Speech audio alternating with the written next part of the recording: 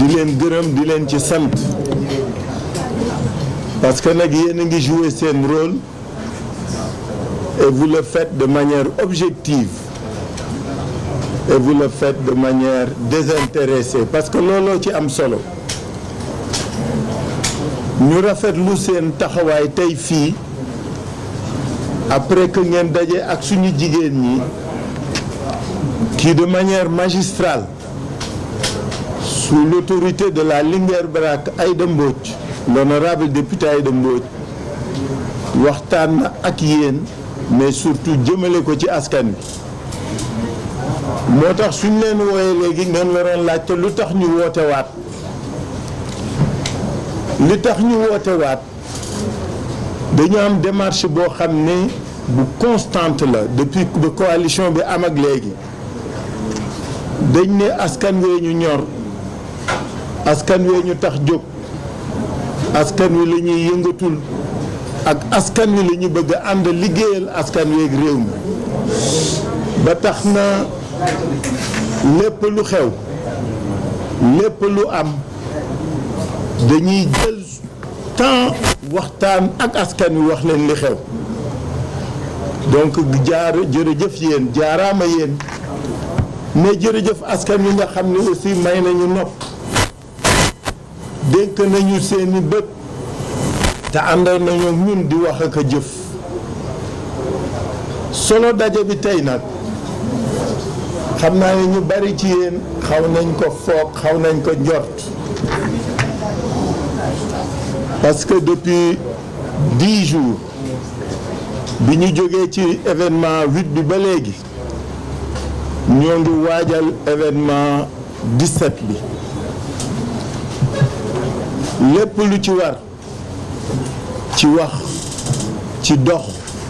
ci dajale ci dem ci nit ñi di dem ci dëkk yi di dem seeti kër nit ñi ñu ngi koy dox xëy na looloo tax nos amis d'en face ont commencé à paniquer panique boobu moom moo waral lii ngeen gis fan yi ñetti fan yii pourquoi ma ni ñetti fan yii parce que bi ci jiitu mooy lii ñoom Déthié waxtaanoon ak yéen depuis cette forfaiture du Conseil constitutionnel depuis cette énième forfaiture d'ailleurs du Conseil constitutionnel ñu ngi woon ci waxtaan ak yéen mais surtout di jëli initiative di dox li ñu war dox parce que li nga xam ne moo caractériser waa Yewwi Askan Wi mooy lu ñuy dox rek dañ koy wekk ci yoon dañ koy waxtaane dañ koy doxe ba pare jëfe ko bi Déthié ñoom demee ministère de l'intérieur waa DG dañ leen wax ñoom nettil nañ leen su ma ciy dellu si c'est pour wax rek ni li nga xam ne moom la ministère de l'intérieur à travers la DGE def Déthié daf leen laaj lu simple dafa ni leen R58 l'article R58 est très clair R58 dafa ne bulletin de vote bu ne war na am photo wu tête de liste en plus sigle ak tur yi ak sant yi ak métier profession yi mais li tax ma di ci dellu si mooy Déthié daf leen laaj lu ñu tontuwul Déthié dafa ni leen biñ nee ko dañ lay jox bulletin bu dul am photo dafa leen wax leen ma fu ngeen ko wékk et c'est ça qui est important mais li gën a am solo mooy dafa leen laaj leneen dafa ni leen décision bi ngeen jële non seulement wax leen ma fi ngeen ko wékk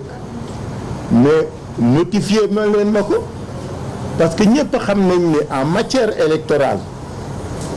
l'autorité chargée d'organiser les élections lu mu décider da ko war notifier liste yi nga xam ne ñoo nekk en compétition pour lu mu war def suy dem yoon ak suy dem recours rek la mu am ko mais mbirum violation R58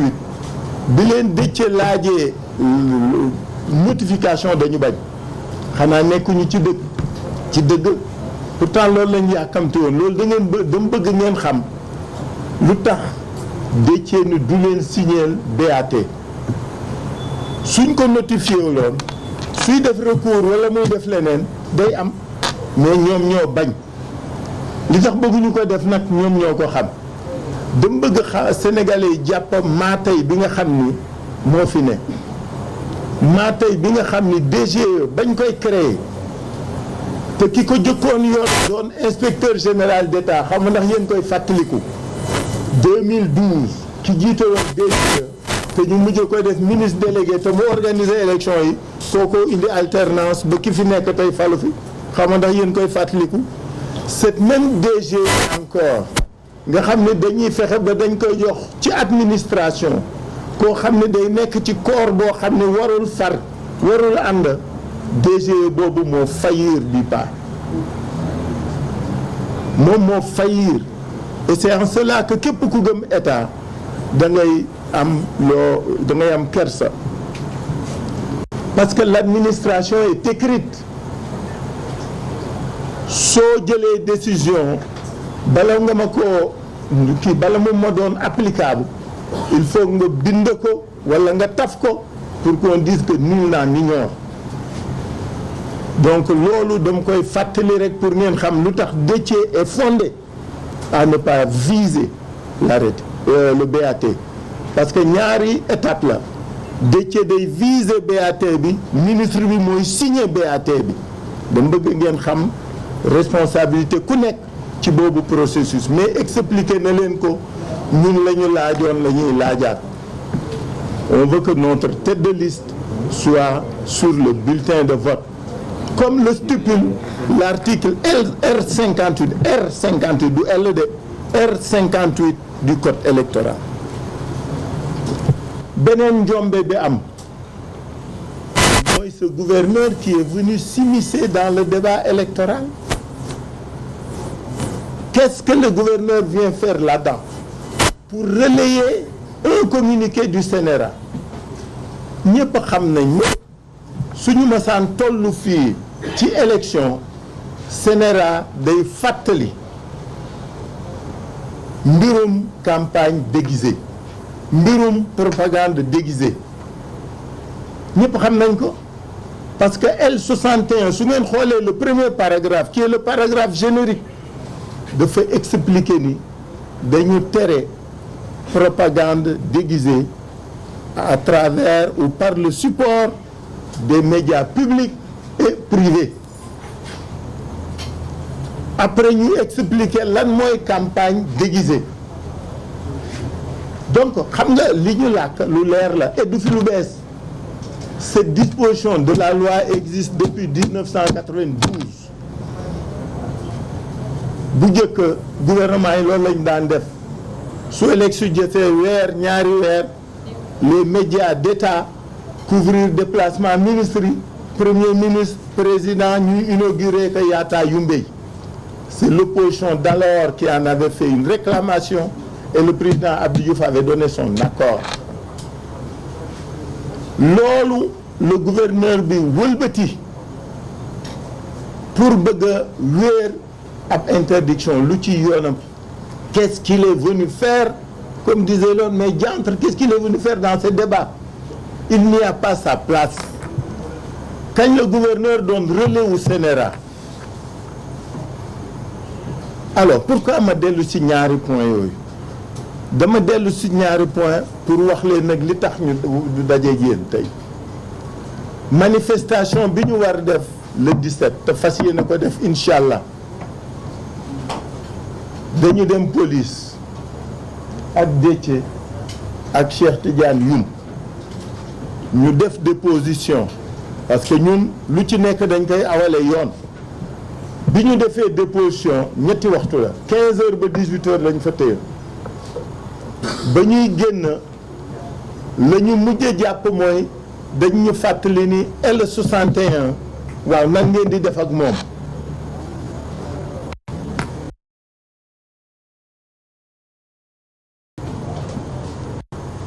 L61 concerné wuñu L61 ak communiqué Sénéra concerné wuñu parce que ñun suñuy def suñu manifestation du propagande du campagne déguisée du ñu wane candidat du ñu wane bulletin de vote. État bi à travers certains de ces segments dafa am lu mu ñu teg saa yu ko tegee ñu woo askan wi pour waxtaan ak ñoom waxuñu ku ñu voteel waxuñu ku ñu tànn waxuñu bulletin. Donc nous ne sommes pas concernés par L61 et je l'ai dit au commissaire de police ñu ñëpp ñu fàttali ko. Donc suñu ñëwee tey ñu convoqué ñu 15 heures man Déthié ak Cheikh Youm ñu ñëw le commissaire ni ñu génneel ñu ñaari këyit benn bi c'est l'arrêté du préfet qui interdit la manifestation. Le mot est impropre defe naa xam ngeen fi ma waxee. Le préfet ne peut pas et ne doit pas interdire la manifestation parce que demandé wuñ ko autorisation manifestation ñun dañ ko informer ci tenue manifestation. Est-ce que yéen ngi dégg fi ma waxee demandé wuñu autorisation ou def manifestation conformément aux dispositions des textes législatifs pertinents. On l'a informé de la tenue d'une manifestation. Donc mënuñu notifier mënul interdire suñu manifestation mais li ci gën a yéeme mooy ñaari raison yu mu évoqué benn raison bi mooy menace de trouble à l'ordre public mais c'est énorme ci koo xam ni il y a une semaine organisé na le meeting bu rëy ci jàmm ak ci salaam qui a duré de 15 heures à 19 heures. On a dépassé que de 36 minutes la manifestation. Pour vous dire à quel point nous étions nous conscients et tenus de respecter suñu kàddu parce que lu am solo la góor la mu wax rek a am solo. On a dépassé de 36 minutes mais ba ñuy dem dafa tas ci jàmm ak salaam. Bi ñuy déclarer c'est la même chose la ñu fàttali commissaire de police ni ko c'est dans les mêmes conditions que nous tiendrons cette manifestation. Donc suñ nee ñu trouble à l'ordre public daf ñuy jaaxal mais surtout menace de trouble à l'ordre public kooku mooy première raison bi li ci reelu parce que nul n'est dupe dans ce pays xam nga dëkk bi moom dafa tuuti léegi c'est une petite case c'est un village loo fi njort jëmee ko sa noon rek am na ku ko wax ak ku ko déey wala mu xam ko procureur bi wax léegi yéen ñëpp suivre ngeen ku wax feeñ c'était pas innocent pour que première cause bi ñu affiché bi préfet affiché mooy menace de trouble à l'ordre public. Le procureur qui sort tout à l'heure et qui dit que notre manifestation de dimanche dernier de mercredi dernier était insurrectionnelle. Yéen ñëpp ko dégg. Je ne veux pas faire le commentaire de son texte ou de son exposé, mais le mot c'est lui qui l'a lâché parce que moi je l'ai écouté et nous l'avons tous écouté. Il a parlé d'insurrection. Ce n'est pas innocent. Ce que vise l'État, ce que visent certaines structures de l'État est net et clair. Qu'est-ce qu'il y avait d'insurrectionnel dans la manifestation du 7, du 8? Qu'est-ce qu'il y avait d'insurrectionnel? Quand est-ce que l'ordre public a été menacé? Quand est-ce que la sécurité de l'État et de la nation et des citoyens a été menacée? Jamais dans cette manifestation et lors de cette manifestation. Mais xam nañ fi ñu jëm parce que leurs cabinets occultes, leurs relais ont commencé à distiller des choses li procureur bi wax ci français bokkul ak li mu wax ci wolof xaw ma ndax déglu ngeen ko en français il a fait preuve de beaucoup plus de retenue que bi mu wax ci wolof bi mu wax ci wolof nee na personne n'est intouchable personne n'est intouchable lu mu fiy def si ak lan la fiy def ci waxtaan wi et que daañu topp ñëpp parce que la manifestation du 8 était insurrectionnelle dama ni xam nga lii raam ci ñag bi la jëm ñun nag duñu xaar ba mu egsi ci ñag bi dañ koy dogaatle de jàmmaarloo ak moom aucun d'entre nous ici n'est dans un cadre dans un objectif d'insurrection. Nous sommes des citoyens qui usons de nos droits et qui manifestons. Comme que feeñaguñu ñoom ñun ñoo ngi leen di xaar ñun xam nañ fi ñu jëm xam nañ li ñu bëgg a wax mais comme que ñemeeguñ ko wax duñ leen ko wax mais je veux que rek prendre l'opinion à témoin parce que nag ci leader yi kenn doo nga fi dëkk Casamance.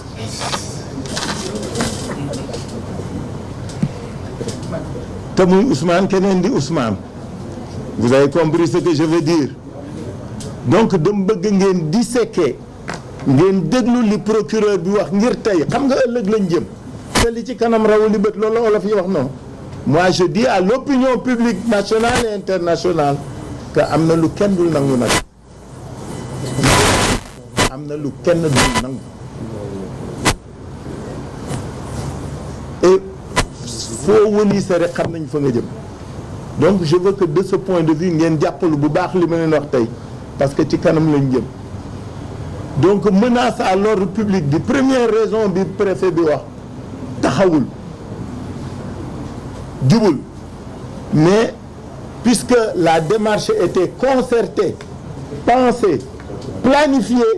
il y a une concomitance entre l'arrêté du gouverneur, le communiqué du gouverneur, la sortie du procureur et la décision du préfet. dama bëgg ngeen link ñett yooyu aucun de ces faits n'est innocent aucun de ces faits n'est séparé de l'autre parce que waxu ëllëg la li ma leen di wax nii dama bëgg ngeen jàpp ko ñun dañuy doon ñoo xam dañ naan waxoon nañ ko xamoon nañ ko mais mani gaañi affaire bi du yomb de dama bëgg ñu xam ne li ñu bëgg ñoom du yomb mais c'est que dañ leen dul may sax mu nekk ñaareelu raison bi mu wax mooy dafa ni article 61 la ñu violé nan la ñu violé article 61 application article 61 article 61 dama leen fàttali léegi le premier paragraphe générique l'article 61 concerne la campagne déguisée à travers les médias publics et les médias privés médias publics moom xam ngeen ni ñun jotuñu ci mënuñu ci jot de 2012 ak léegi moom kenn mënu leen gis fenn ñun mënuñu ci jot donc médias publics taxawul médias privés ñun xam nañ ne su campagne jotee pré campagne da ngaa fay da ngay fay koo fayul du la ñëw génneel donc egguñu fa et puis woowuñu kenn donc je veux que de ce point de vue aussi que sénégalais yi xam ne les arguties sont fallacieuses et que les arguments ne sont pas pertinents li ñu wax lépp ñu ko fen loolu moo tax tey bi ñu demee le commissaire de police qui est très gentil hein, vraiment soit dit en passant nous a notifié l'arrêté du préfet on l'a pas reçu et on l'a pas accusé réception parce que xam nga suñ lay notifié da nga war signer pour wane ni jot naa ni lii décision préfet bi policier commissaire sangam jox na ma ko dañu bañ signé wuñu notification bi jëluñu arrêté bi kooku dama bëgg Sénégal yëpp xam nga lu muy wunda mooy li ñu fas yéene daañ ko def ci kàttanu yàlla on maintient notre manifestation parce que base yi nga xam ne moom lañ ñu jox taxawul. Il n'y a aucune base légale bu fonder démarche préfet bi aucune. Menace de trouble à l'ordre public et violation de l'article L61 du code électoral ñaar yooyu la avancé. bëgguma monopoliser parole bi lu yàgg mais li ma bëgg wax suñu mbokk askan wi mooy suba dañuy manifester. suba ginnaaw suba ginnaaw suba dañuy manifester incha allah na ñëpp tase place de l'obélisque dama bëgg nit ñi jàpp ko parce que li ñuy wax taxawul du yoon wéeruwul ci yoon te taxawul fen moo tax nanguwuñ ko et nous continuons à appeler au rassemblement du vendredi à la place de la nation que nul n'en ignore parce que nag xam nga li bëgg a soof ci yëf ki xam nga mooy lan mënuñu nekk dans un pays dans un régime où le pouvoir doit toujours se choisir ses adversaires affaire nag day bëgg a pagaañi am na kenn du nangu ñaar am na je vous ai dit depuis le départ il y aura jamais de troisième je l'ai dit je le répète duñu ko nangu duñ ko seetaan duñ ko fekk te gars yi nag li mu lay wax dama bëgg ñu jàpp ko waxoon naa ko fi benn yoon dama bëgg ñu xam ni li mu leen jaral la ñu jaral ça c'est pas des paroles en l'air li mu leen jaral la ñu jaral et on se connaît nag dans ce pays alors donc je voulais vraiment que nit ñi xam askan wi que mënuñu nangu aujourd'hui des décisions sont prises leur applicabilité pose problème kenn mënuñu wax nan lañ koy defee soo nee damay kaas ñu ni dafay ñaxtu soo nee dama bëgg a dénoncer ñu ni dafay ñaxtu kenn ñaxtu fi kenn jaay fi dara ñiy jaay doole ñi nii di jaay doole di avancer mais gor nag am na foo xam ne su ngeen fa tolloo da koy jaral ba kanam gor soo koy bëmax di ko bëmax ba mu sës dafa am lu mu koy jaral alors donc je termine par là les bases yi ñu bëggee defee bulletin bi on refuse de nous les notifier pour ñu xam lan lañ ciy def les bases légales yi nga xam ni moom la préfet bi utiliser pour ni dafay interdire suñu mani alors que amul droit interdire ko mënu ko interdire on lui a pas demandé d'autorisation on a déposé une information dama bëgg bu kenn di fàtte loi bi on lui a déposé une information à organiser une manifestation dañ la yëgal looy tàggaloo kii tàgguwuñ ko ñaanuñu ko dañ ko yëgal dama bëgg Sénégalais yi xam liy waral coow li ñaanuñu ko demandé wuñ ko autorisation dañ ko yëgal mënuñu tere donc tout le monde vendredi inchallah à l'obélisque je vous remercie. Bien. On va enchaîner avec Ousmane Sonko. Solo 2 a parlé cette fois. Il va faire la version wolof et français. Ah, c'est moi qui dois parler.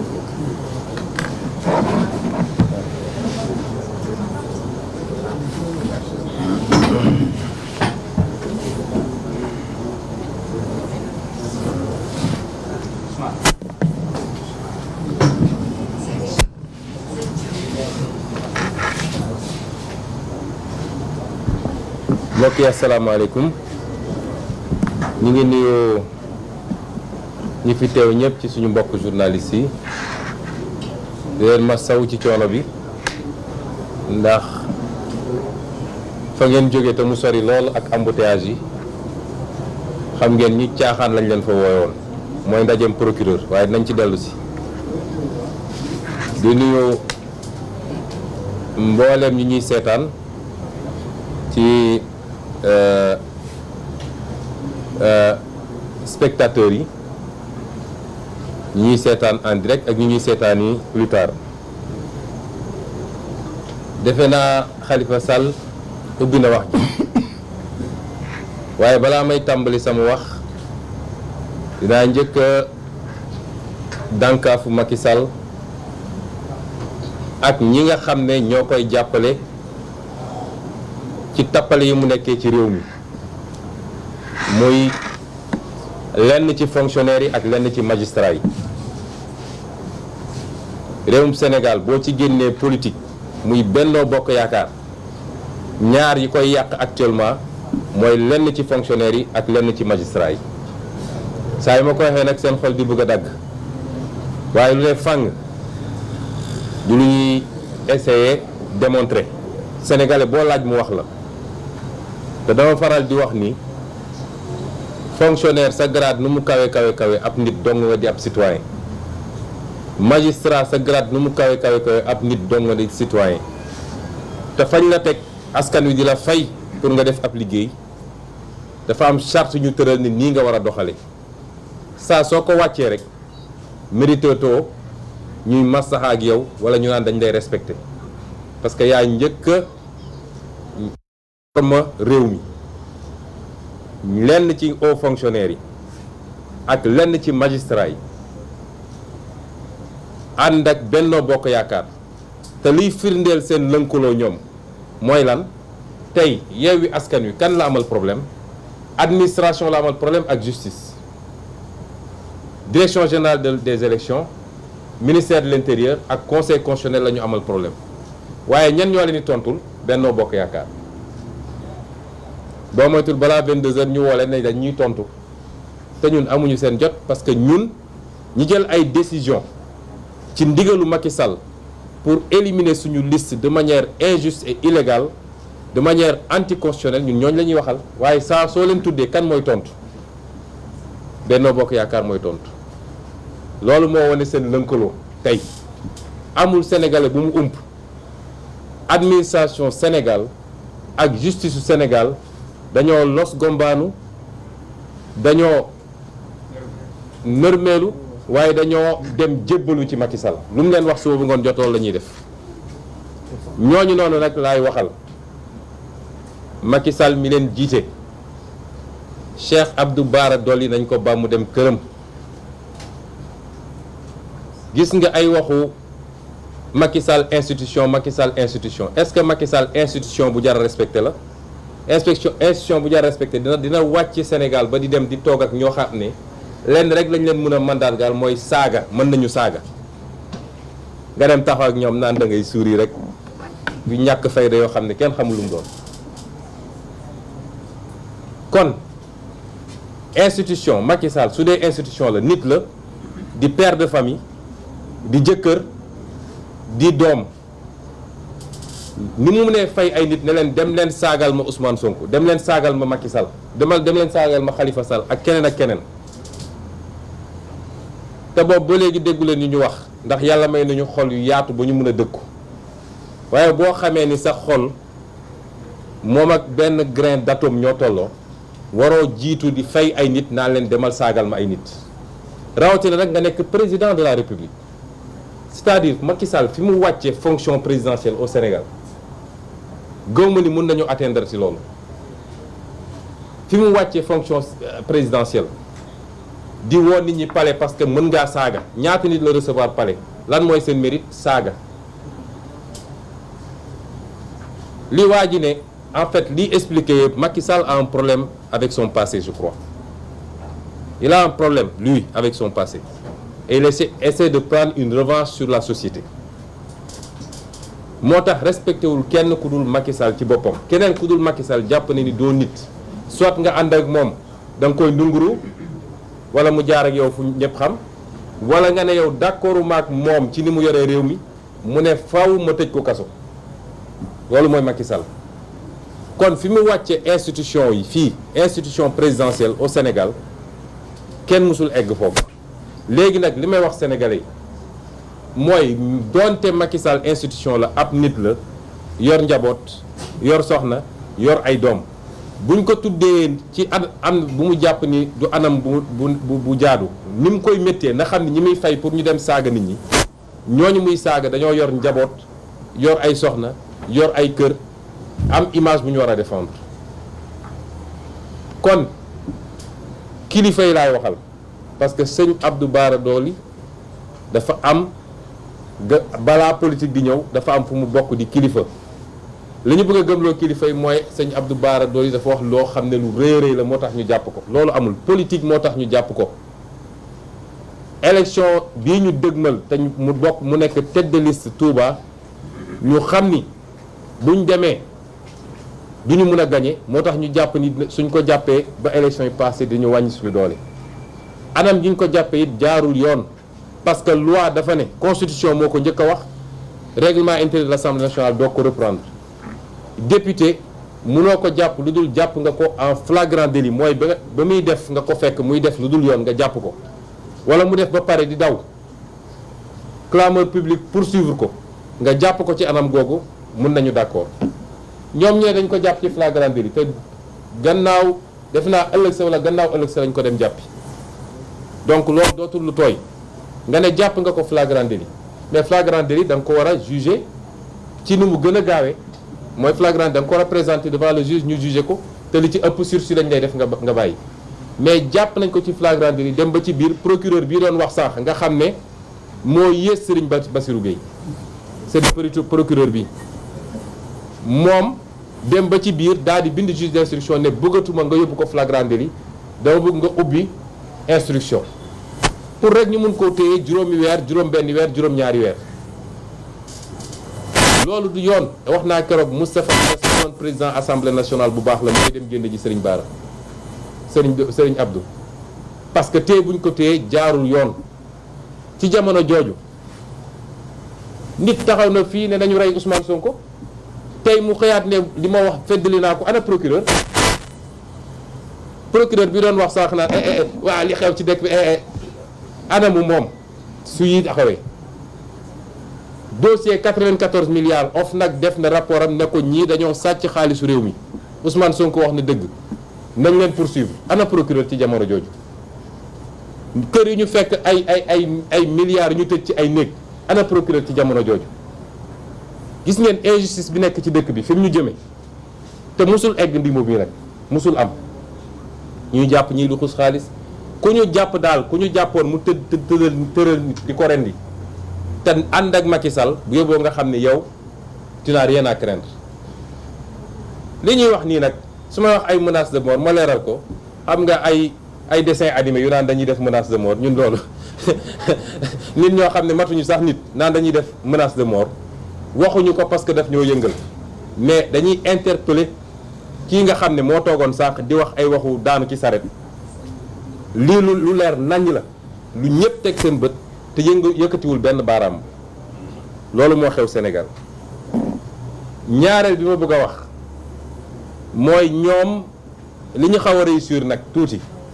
mooy fexe nañu ba nit ñi waxatuñu nii Benno Bokk Yaakaar warul bokk ci élection yi waaye ñëpp ñi ngi naan Yewwi dafa war a bokk ma delloo ci xel yi ci lenn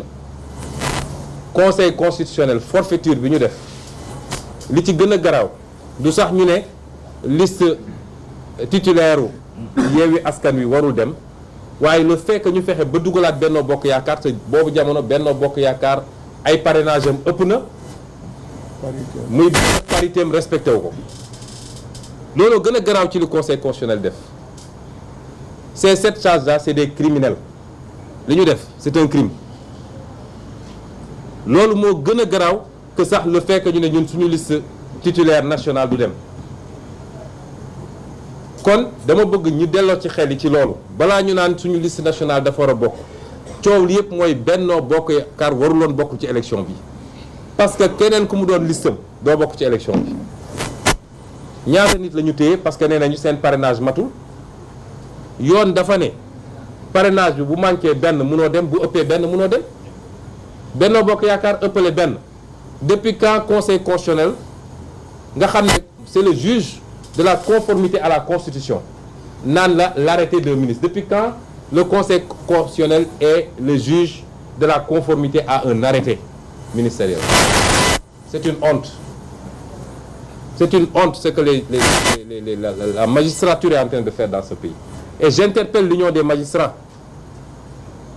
Bu dee dese na leen lenn su dee dese na leen lenn ci dignité ak ci probité nañu jóg wax ci ñoom li ñuy def ñoom magistrats yi ci réew mi bu dee nag dañoo bëgg a gëmloo ni justice amatul desetul dara lépp a ngi ci loxo Macky Sall ñu xam ni on a un pouvoir exécutif amuñu judiciaire amuñu législatif pouvoir exécutif la ñu am boo xam ne ay juges yu koy jaamu la ay fonctionnaires yu koy jaamu la looloo fi des ci réew mi. Et donc ñetteel bi ma bëgg a wax mooy arrêté préfet bi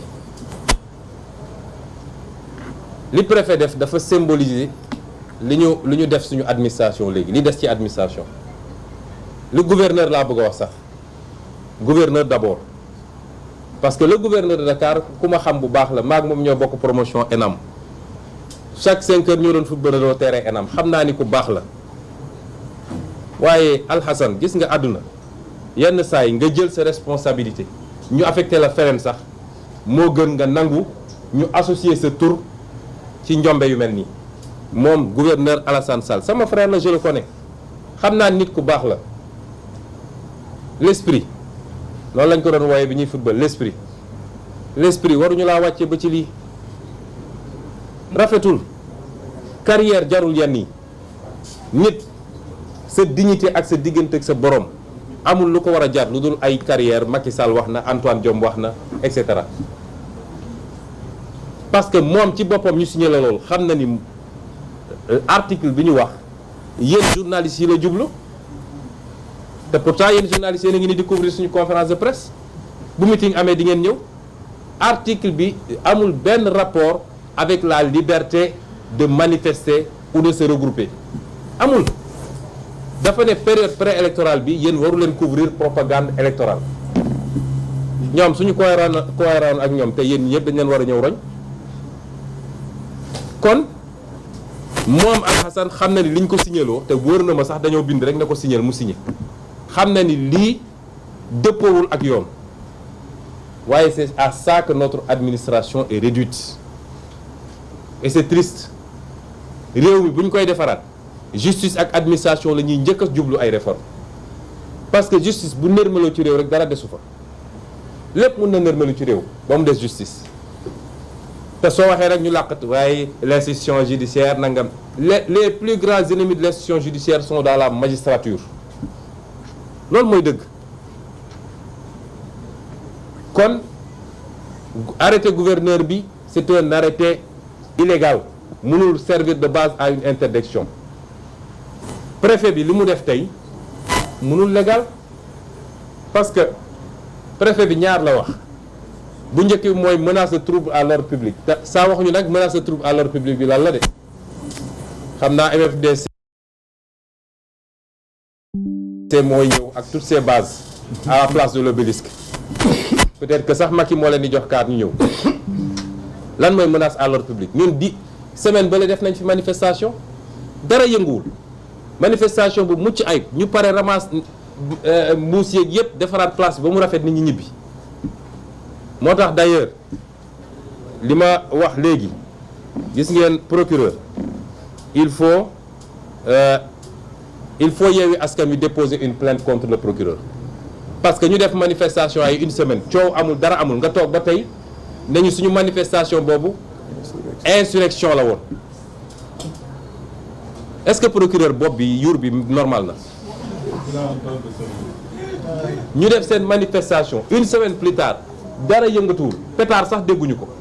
nga jékki-jékki inventé say histoire ne manifestation bi insurrection la woon ana les signes de l'insurrection kan la ñu xeexal fan la ñu dem est-ce que dañoo déloger palais est-ce que ana signe insurrection loolu mu ñu jiiñ nag on va demander à nos avocats de préparer on va déposer une plainte contre vous parce que toog yor fonction rek foog ni lu ne mën nga ko teg ci deru nit ñi dafa yomb procureur waxul dëgg xam na ni insurrection amul te nous l'interpellons personnellement parce que dafa am loo xam ne nit su koy def mun nañ ne c'est des actes et des propos détachables de sa fonction procureur du lii li mu wax tey politique la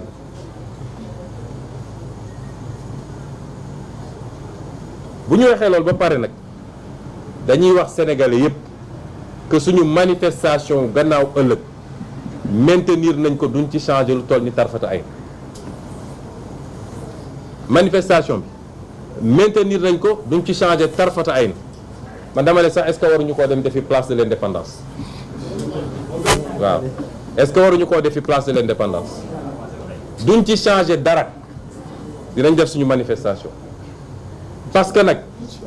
li ma bëgg incha allah bokk li ma bëgg sénégalais yi xam gis nga li ñuy xeex nii du ay poste yu ñu bëgg fii amul kenn ku fi poste député ñi fi toog ñëpp daanaka presque mos nañ nekk député ministre ak yeneen man mii di wax ak yéen bëgguma nekk député bi ñu waxee dama leen ne woon am naa mandat bu may gérer à Ziguinchor dama bëgg a concentré wu ci loolu ñu xool nag nu ñuy préparer élection présidentielle waxtaan moo andi ba ñu convaincre ma ne dinaa dugg su ma nekkoon député damay choisir diggante la ma war a def Ziguinchor ak député parce que man gëmuma cumul de fonction kon ñun député feesul suñu bët nekk nañu député ba tey jii 5 ans nekk naa ko député ñeneen ñëpp fii Déthié nekk na ko Aïda Mbodj nekk na ko Habib Sy Khalifa Sall et cetera kon lan mooy poste député ñun xeexuñu pour poste mais principe la ñuy xeexal mooy lii suñ ko nangulee Macky nañu xam ni c'est fini ci Sénégal nit ñu bëri dañuy woo naan ñu way moom bu leen ko topp ci loolu xam ngeen décaler leen mbir mi et cetera looloo tax 10 ans yi passé Macky Sall di def lu ko neex est-ce que mun nañu continuer accepter que Macky mooy tànn kan mooy dem élection législative bi ñuy dem benn ténor opposition du ci bokk est-ce que loolu xel mun na kon yéen a ngi gis France élection législative Jean-Luc Mélenchon ma nga fa Marine Le Pen ma nga xalaatuñu élection législative France ñu ne éliminer ñu diw parce que nee nañu listam xaw ma xalaatuñu ko noo mu nee ne damay dem élection législative nga ne Ousmane Sonko du bokk Khalifa Sall du bokk Karim Wade du bokk Déthié Fall du bokk Aïda Mbodj du bokk Habib Sy du bokk et cetera loolu ban façon élection législative la est-ce que loolu sénégalais yi war nañ ko mën a nangu kenn ku nekk fi nga toog sa biir salon nañu posé wu question yooyu principe yooyu la ñuy xeexee muy ñaar mooy li mu def pour annuler suñu candidature te tegu ko ci yoon ñaareel bi mooy mu tegaat ci nag ne les libertés dama koy confisquer ma fàttali ni Macky 2011 dafa ne l'affrontement est inévitable ça va se jouer dans la rue j'invite le peuple sénégalais à sortir il y avait pas d'autorisation chaque jour ñi ngi woon place Obélisque il y a pas d'autorisation li may wax Macky Sall mooy ça se jouera dans la rue et moi j'appelle tous les Sénégalais à sortir dans la rue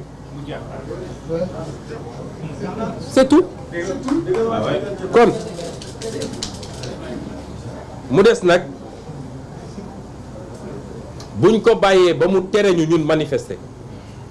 te nu mu munti demee dina am manifestation lay bañ dina am manifestation nag bëri na forme dëkk bi yépp dina am manifestation bu soobee yàlla li ca des nag mooy complot yi nga xam ne Macky Sall mi ngi ak moom complot yi mu nekkee xam nga li mu defee woon France ñun xam nañ ko ku mu dajeel France ci lu ñu fësal ak lu ñu fësalul xam nañ ko ci ñu bokk ci réew mi ak ñi ko ngemb ci France lépp xam nañ ko lam fa uti woon xam nañ ko ay pexeem lu mu def su bu ngoon jot du ma ne lépp xam nañ ko de waaye lu ci bëri xam nañ ko parce que ni mu yóbbee say services de renseignement généraux yooyu noonu la ñu amee ñu nit suñuy nit fu mu toog ba foog ni wéet na fa sax ndax xam ni li muy def ñu ngi koy xam kon gënuñ ñoo muus ma bëgg a wax sénégalais yi ni procureur li mu def sànq commande politique la ça n'a rien à voir avec la justice procureur ci boppam xam na li muy wax du dëgg xam na ko kon li mu def léegi politique la du justice te it leader yi fi nekk yépp ay cible Macky Sall lañu waaye xam nañ ni tey leen tax a jóg mooy jëmmu Ousmane Sonko moo tax dem nañu fabriquer seen rebelle fexe nañ ba mu tudd Ousmane su tudd woon Ousmane it Sonko lay sant waaw su tudd woon Ousmane su tuddoon Bakary Sonko lay sant dem nañu fabriquer seen i rebelle nee nañu waa ji moom xam nga fu mu jógee moom dong nag moo waroon ñëw taal Sénégal moom dong xam nga fu ñu ko jëlee ak ay xam naa ni yàlla war na koo may ay dons yu extraordinaire moom dong moo waroon ñëw taal ci Sénégal ma wax leen ni procureur waxul dëgg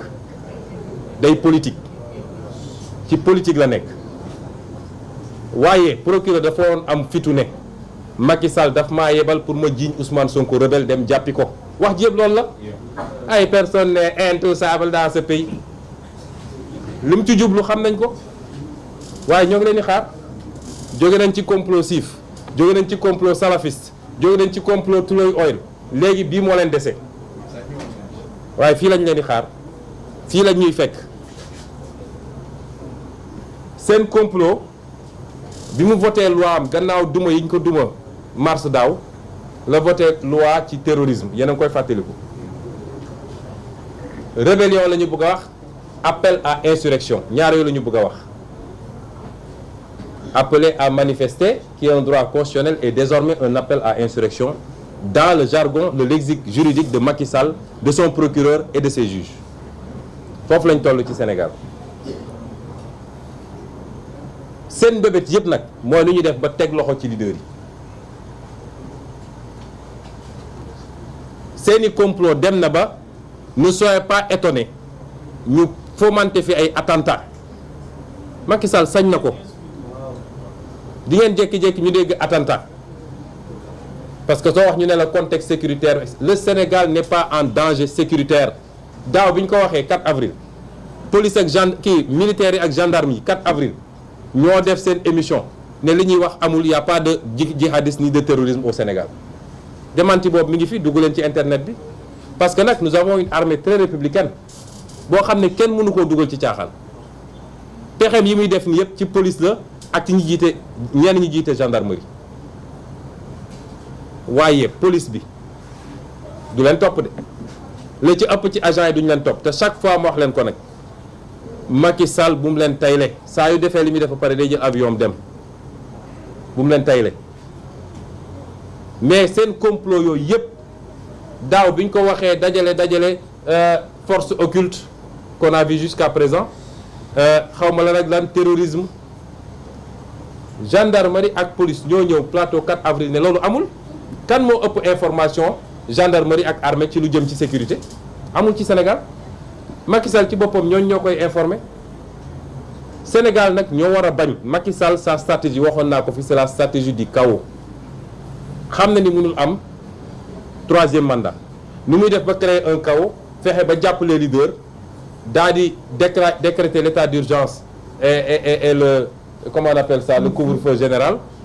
pour mën a justifier nag li muy def régime militaire la fi bëgg a andi bu dee rek dañ ko topp ci loolu te mi ngi koy def ak des complicités étrangères et à l'interne ay milices yu muy monter moom Macky Sall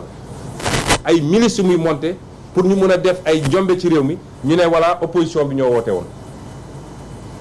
loolu lay waajal ñun xam nañ ko ndax am nañu information yi ma wax nag ni ñu bëri ñu ngi woo ne ñu bu leen dem ci affrontement ñun suñu option première du affrontement suñuy droit constitutionnel la ñu bëgg a exercer un point un trait ak refuser une mascarade par rapport à nos listes amul leneen ñu bëri dañ lay wax ni Macky Sall sait que l'affrontement est inéluctable mais repousser leen ko ba coowal 3e mandat commencé mais li ma bëgg a wax sénégalais mooy li mu bëgg a def nii suñ ko bàyyilee mu yombee noonu ci moom dara dootu ko jomb ci li ci des parce que du koo xam ne mun na dégg wala mun na raisonner wu moom xamul loolu su lambee mu nooy rek day dem loolu tax ma ne ñun combat de principe moo tax ñuy xeex manifestation ëllëg bi gannaaw ëllëg bi leaders yi ñooy xool ndax suba dañuy introduire référé directement au niveau de la Cour suprême man dama koy wax gëwma Cour suprême gëwma Conseil constitutionnel jusqu'à ce que ñu réformer justice bi dama gëmul justice su Sénégal ci dossier boo xam ne am na connotation politique gëmuma ko mais la loi d'abord l'article de la Constitution dafa ne liberté de manifester sénégalais dama bëgg mu leer mooy sénégalais bu nekk am nga sañ-sañu ñaxtu te waxul ni da nga war am autorisation de dafa ne da nga ko war a yéegal rek autorité bi la loi de 1978 sur les manifestations lan la wax dafa ne autorité administrative mun na interdire un regroupement wala une marche mais ci ñaari condition te ñaari conditions yi dañu war a daje yow bëgg ñu déglu ñu bu baax donc interdiction bi c'est l'exception c'est pas le principe mais pour mu am il faut que ñaari conditions yi daje bi ci njëkk mooy il faut mu prouver ni am na menace à l'ordre public prouver gu ko de wax ñu lan mooy menace loolu moo tax ñu ne procureur génnal ne gis nañ fi ay rebelles yu bëri Salif Sadio sax mi ngi Dakar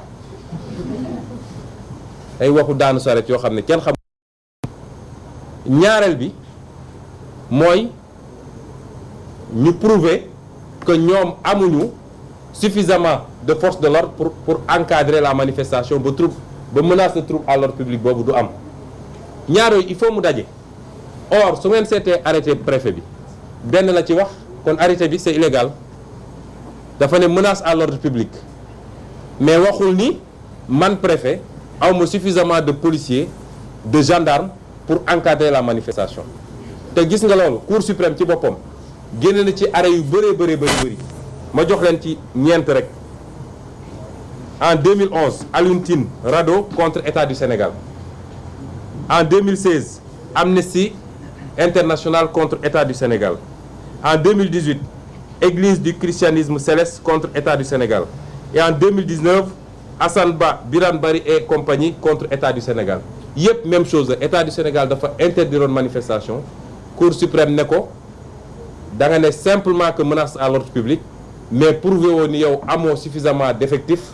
de policiers de gendarmes pour encadrer ba menace boobu du am donc tu n'as pas le droit d'interdire la manifestation donc l'arrêté du préfet lui-même est illégal léegi nag leader yi mun nañu xool parce que man gëw ma ay li ñu justice woon ci jamono ji man gëw ma justice bi mais su ko te suñ ko dugalee suba it la Cour suprême a 48 heures pour délibérer mais vu que ñoom tey la ñuy doog a notifier affaire bi suñu dugalee suba la Cour suprême doit se donner les moyens de régler cette affaire avant vendredi matin c'est ça qui est la norme mais duñ ko def parce que waajee toll fi mu toll woo leen ne leen bu leen yëngatu foofu la Sénégal toll bu ma dajalee lii lépp nag je vais lancer un appel aux Sénégalais aux militants et militantes aux sympathisants et aux sympathisantes à tous les Sénégalais et Sénégalaises épris de justice appel bi ma leen lancé woon daaw laa leen di waxaat c'est un appel à la résistance constitution moo ne ku ñu dénk nguur muy jalgati yoon di utiliser les moyens d'État pour dal ci kaw Sénégalais yi pour dal ci kaw opposition bi constitution may na la droit nga résister ni mu valable woon daaw ci mois de mars la valable tey lu bëri ci Sénégalais yi dañu jàpp ni mobilisation bi Sénégalais yi affaire u liste jaralagu leen ñu mobiliser wu donc nañu xaar mbir mi ba bu mu tuddee troisième mandat may wax Sénégalais yi ni du affaire u liste moo tax ñuy mobiliser wu liy xew tey mooy déterminer troisième mandat bi bu ku jàpp ni affaire bi suñ ko bàyyee mu yomb nii du continuer ci troisième mandat bi forcé def forcing da ngay nax sa bopp moo tax j'appelle tous les Sénégalais à la résistance dafa am jamono yoo xam ne buñ ci tollee cim réew li nga xam ne mooy xeeñ ci Sénégalais yi ñëpp xam ni changement bi ñuy xaar depuis longtemps xeeñ na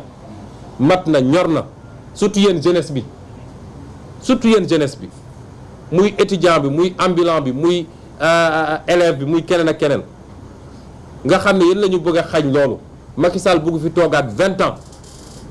parce que rek suñu gaz bi mu bëgg a jaay mu jaay ba pare bëgg koo continuer ak suñu xaalis réew mi ñuy détourner ak yeneen su ngeen seetaanee ba lii romb facilement suñ ko seetaanee ñun ñëpp ba mu romb facilement dinañu màtt suñu baaraam te duñu am fu ñu ko jooyee moo tax fu ñuy daanelee mooy appeler publiquement massivement à la résistance face à la dictature rampante de Macky Sall. Je vais résumer tout ce que j'ai dit en quelques mots en français. J'ai commencé tout à l'heure mon allocution par exiger la libération de Cheikh Abdou Bara Dolly Mbacké. À tous ceux à qui on veut faire croire que Cheikh Abdou est retenu parce qu'il aurait offensé le chef de l'État, Je dis que ça n'a rien à voir. Il est retenu pour des considérations strictement politiciennes. C'est la tête de liste de l'alliance Wallu-Yewwi à Mbacké. On est à quelques encablures des élections. Macky Sall sait très bien qu'il va perdre encore une fois Mbacké. Et il pense qu'en prenant Cheikh Abdou en otage, il parviendra à amoindrir nos forces, à réduire nos forces et à se donner une chance de remporter les 5 députés du département de Mbacké. C'est la seule motivation. Il n'y a rien d'extraordinaire que Cheikh Abdou ait dit ce jour-là. Il y a des gens qui disent pire, des gens qui appellent au meurtre, et vous n'avez pas vu le procureur qui vient de faire son cinéma, son cirque, vous ne l'avez pas vu bouger le petit doigt. Et c'est dans ce Sénégal que nous vivons, un Sénégal d'injustice, un Sénégal de forfaiture quasi quotidienne. Tous ceux qui sont avec Macky, que vous ayez détourné de l'argent pour remplir des chambres de vos appartements, que vous ayez blanchi de l'argent, que vous ayez pris la main dans le sac en train de fabriquer des faux billets, que vous ayez appelé publiquement au meurtre, que vous ayez insulté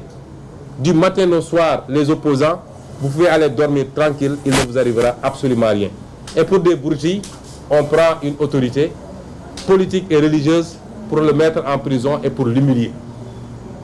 C'est le cas de Cheikh Omar Diagne, ce sera peut-être le cas de tout le monde si on continue à laisser faire Macky Sall. Parce qu'il ne s'arrêtera pas. Il est obnubilé par son 3e mandat. Il est prêt à marcher sur des cadavres pour avoir ce 3e mandat. Si les Sénégalais le faire, il ira jusqu'au bout. Et c'est ça,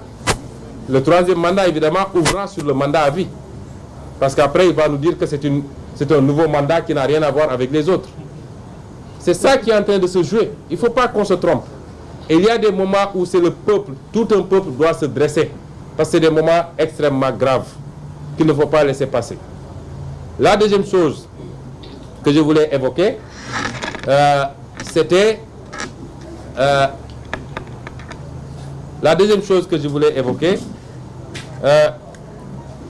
que dans la communication, je veux ramener les Sénégalais à l'essentiel. Parce que depuis une semaine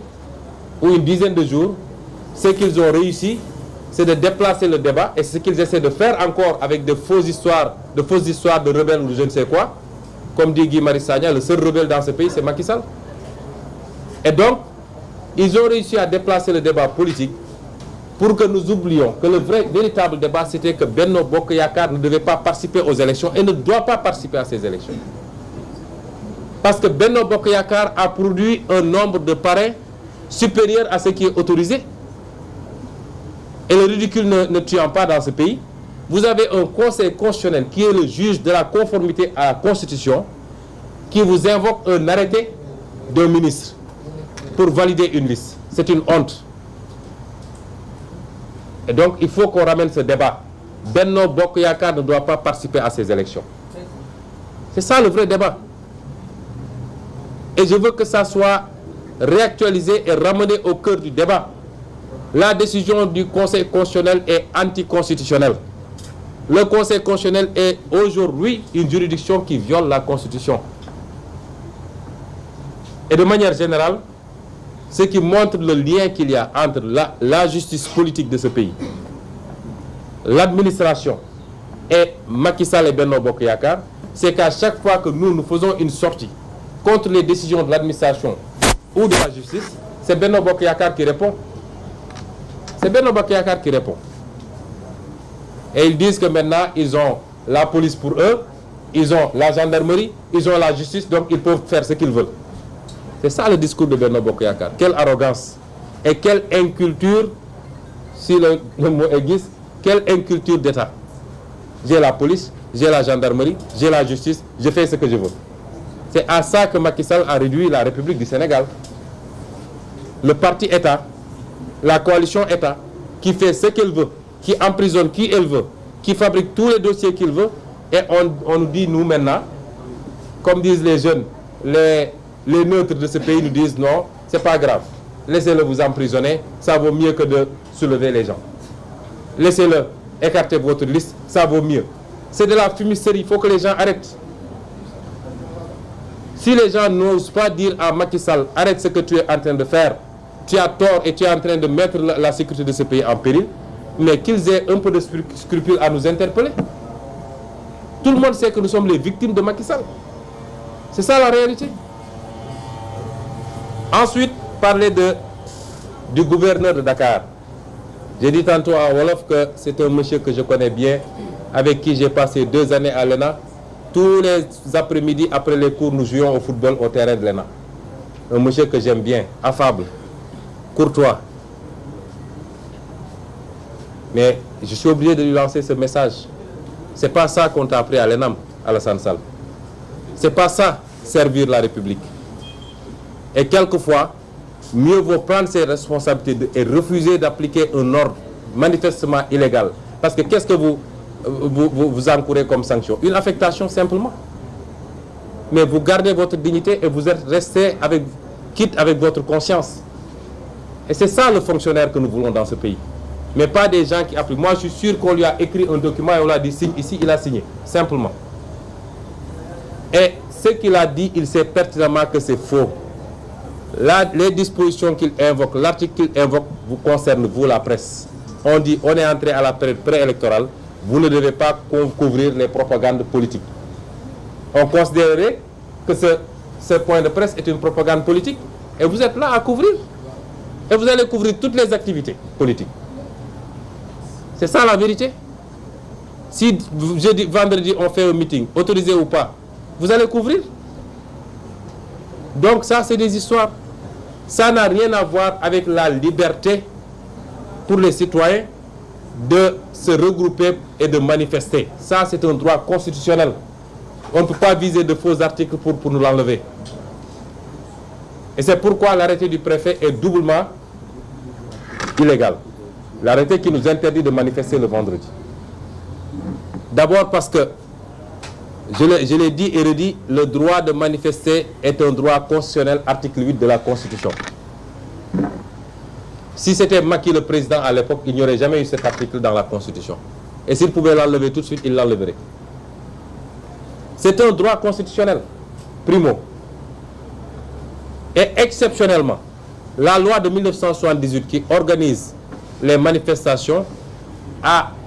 posé l'interdiction comme une exception. Ce n'est pas le principe. Mais l'a encadré. La loi dit, pour que l'administration interdise une manifestation, il faut qu'il y ait 2 conditions cumulatives. Ça veut dire que ces 2 conditions doivent se retrouver. Vous ne pouvez pas en viser une et laisser l'autre. Et c'est lesquelles conditions? C'est de dire, 1, il faut que le préfet prouve qu'il y a menace à l'ordre public, de troubles à l'ordre public. Et deuxièmement, qu'il prouve qu'il n'a pas suffisamment d'effectifs en termes d'agents de sécurité pour encadrer et éviter cette menace. Or, dans l'arrêté du préfet, il s'est limité à dire menace à l'ordre public sans dire quelle est la menace à l'ordre public. Et il n'a pas dit qu'il n'a pas suffisamment de policiers et de gendarmes pour encadrer la manifestation. Et à chaque fois que l'administration a pris des décisions de ce genre et que les manifestants ont saisi par la suite la Cour suprême, les décisions que j'ai citées tout à l'heure, en 2011, il y a Aluntine et la RADDHO contre l'État du Sénégal, on n'invente rien. En 2016, il y a Amnesty International contre l'État du Sénégal. En 2018, il y a Église du christianisme céleste contre l'État du Sénégal. Et en 2019, il y a Hassan Ba, Biram Bari et d'autres contre l'État du Sénégal. À chaque fois, la Cour suprême a débouté ou a cassé l'arrêté du préfet en lui disant que tu n'as fait qu'invoquer une menace à l'ordre public, mais tu n'as pas prouvé que tu n'as pas suffisamment d'éléments pour pouvoir encadrer cette manifestation. Ça veut dire que le préfet, ce qu'il fait, c'est illégal. Maintenant, les leaders ici présents, avec les avocats, vont voir la pertinence de déposer dès demain matin au niveau de la Cour suprême, qui, j'en suis sûr, ne s'empressera pas à se prononcer, puisqu'il a 48 heures. Elle a 48 heures, elle attendra vendredi à 19h pour sortir l'affaire probablement. Ensuite, dire aux Sénégalais que, fort de tout ça, nous maintenons notre manifestation du vendredi 17. Nous la maintenons. Parce que Macky ne peut pas piétiner toutes les lois de ce pays, piétiner la Constitution et on continue à dire non, laissons-le faire, laissons-le faire. Jusqu'à quand? Jusqu'à quand? Parce qu'aujourd'hui, c'est deux choses. L'injustice contre nos listes, mais le minimum qu'il nous reste, c'est le droit de manifester. Macky Sall dit qu'il va nous priver de ce droit. Et c'est pourquoi nous maintenons cette manifestation.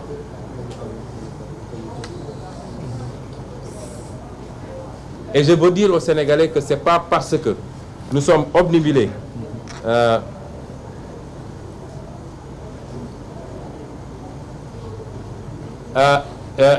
et d'ailleurs, je viens d'avoir l'information pour vous dire combien cet homme est intolérant. Il a donné l'instruction au directeur de Dakar Arena pour qu'il annule la cérémonie qui devait être organisée le 18 à l'honneur du président du PUR, Serigne Moustapha Sy, alors que l'autorisation était déjà obtenue. Que les gens ont versé, les cautions ont fait tout ce qu'il fallait, qu'un parti et sa daïra décide d'organiser une cérémonie d'hommage à leur leader, même ça, Macky Sall n'en veut plus dans ce pays. C'est extraordinaire ce qui se passe. Si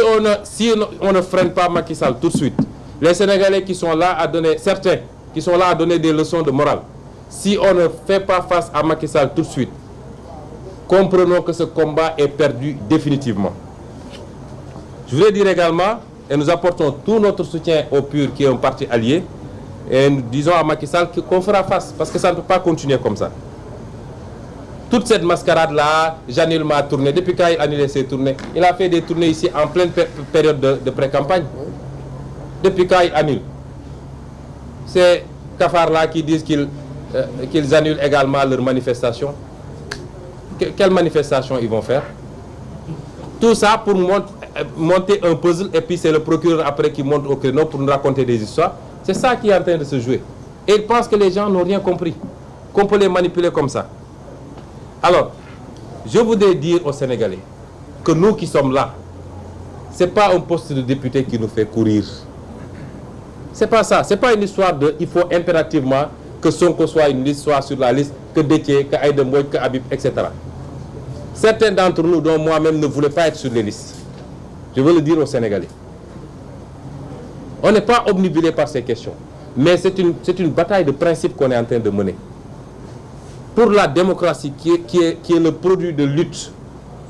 très acharnées, des décennies durant. Et c'est tout ce qu'on avait comme acquis. Macky Sall est prêt à piétiner, à marcher sur des cadavres pour avoir un troisième mandat. C'est ça qui est en jeu. Hein? Ce n'est pas des histoires de poste. Et pour cela, il y a tout un schéma de complot préparé par l'État du Sénégal. Il est bon que nous en parlions ici. Et le procureur vient de poser un acte, entre autres. Le procureur de la République vient de dire à tous les Sénégalais que nos vaillantes forces de défense et de sécurité ont pris un rebelle qui curieusement s'appelle Ousmane et qui serait venu à Dakar avec un conteneur de bombes pour faire exploser tout le Sénégal à partir de Dakar. Le ridicule ne tue pas. Ce procureur doit avoir honte à ce moment-là en nous racontant ces histoires. Et vous voyez la corrélation avec le contexte. Le procureur intervenait, c'était un acteur politique de Benno Bokk Yakaar qui intervenait. Et il aurait dû avoir le courage, parce qu'un homme doit être courageux. Au lieu de dire nul n'est intouchable, nous poursuivrons, etc. Il n'a qu'à dire comment Macky Sall m'a mandaté pour préparer un complot contre Ousmane Sonko, pour l'accuser de rébellion, de rebelle et aller le prendre. Un homme doit être courageux. C'est ça la mission qu'il a reçue. Et ça ne date pas d'aujourd'hui. Et je suis heureux qu'on ait glissé de djihadistes à financés par Tullow Oil, violeurs, maintenant c'est MFDC, avec peut-être chez moi il y a des Kalachnikov et des, je ne sais pas moi, des 12-7 ou je ne sais quoi, pour préparer des attaques contre les gens. Des M16, voilà. Lui c'est un militaire, il connaît les armes. Peut-être qu'il y a ça chez moi pour préparer un coup d'État contre Macky Sall. Le seul qui prépare un coup d'État au Sénégal, je le dis ici et maintenant, le seul qui prépare un coup d'État, qui a déjà perpétré des coups d'État électoraux, parce qu'il n'a pas gagné 2019, il n'a pas gagné les élections passées, mais qui prépare un coup d'État présidentiel pour 2024, il s'appelle Macky Sall. Et si on le laisse faire, les Sénégalais, le réveil sera brutal. Il faut freiner Macky Sall pendant qu'il est temps. Ensuite,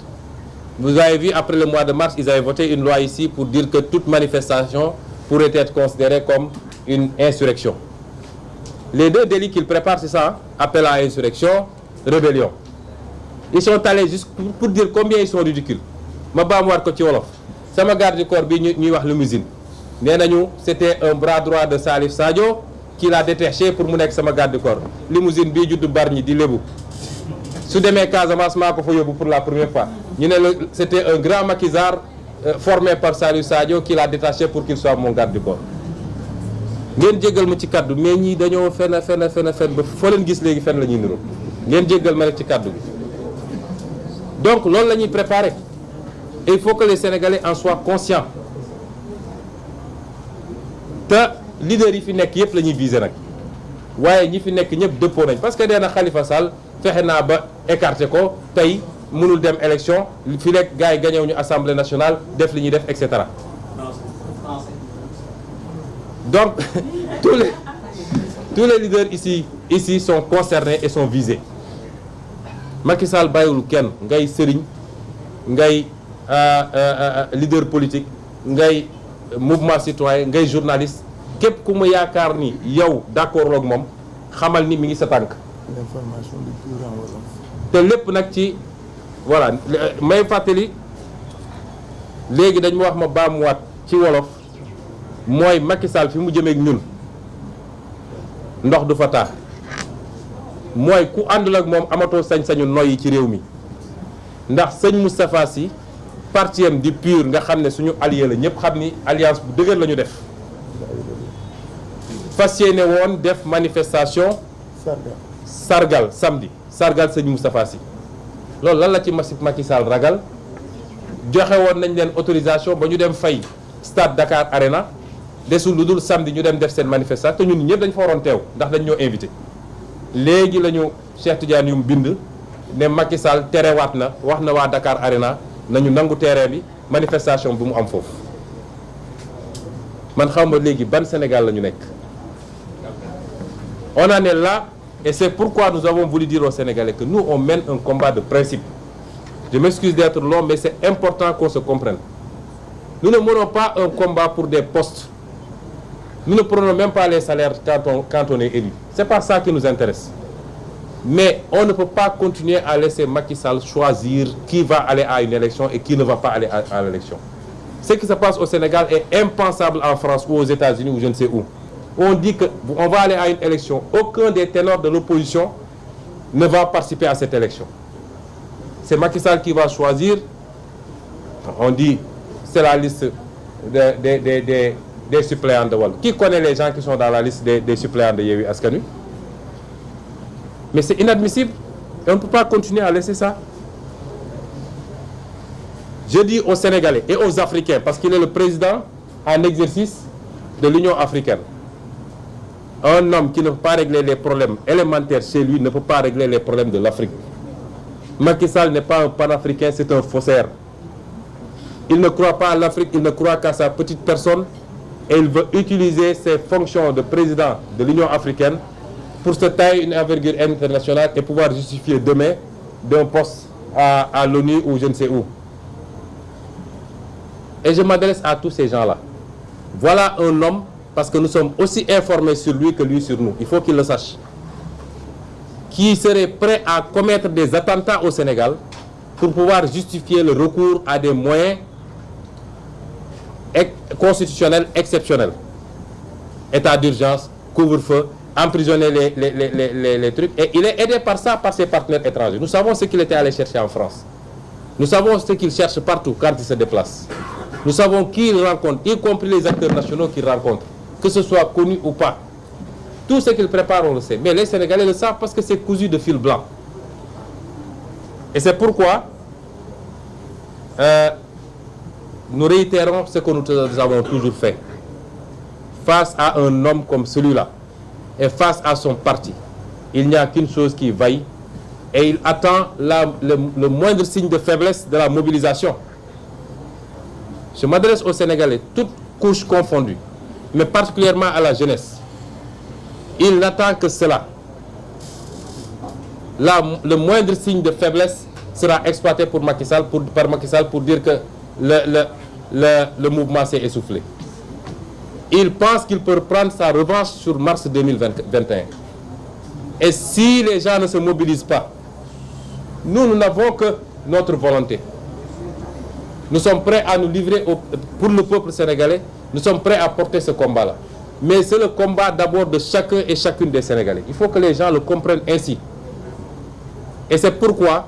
il ne faut pas que la mobilisation faiblisse. Il faut que les gens se mobilisent massivement.